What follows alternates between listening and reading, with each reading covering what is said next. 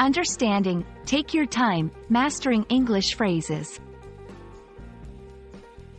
Hello, everyone. Welcome back to our channel, where we make English language learning fun and easy.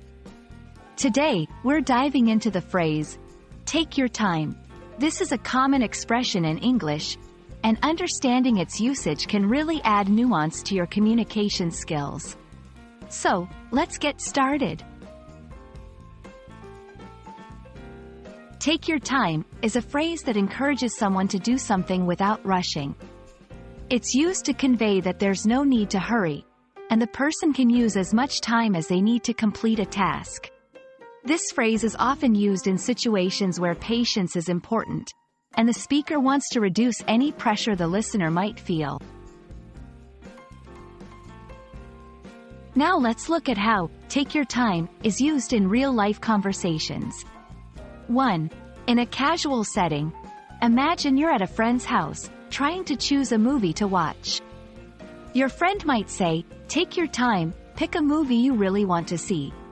This shows they're patient and not rushing you. 2. In a professional environment, at work, if you're given a complex task, your boss might say, "Take your time on this project. We want it done right." Here, it emphasizes the importance of quality over speed.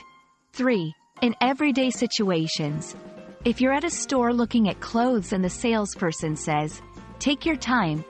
Let me know if you need anything," it indicates that you can shop at your own pace without feeling pressured.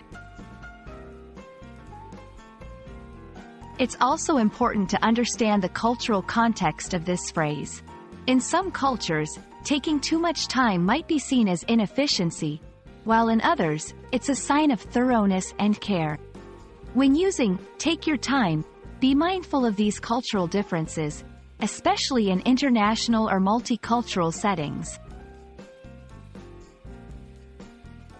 We hope this video helps you understand and use "take your time" effectively in your conversations.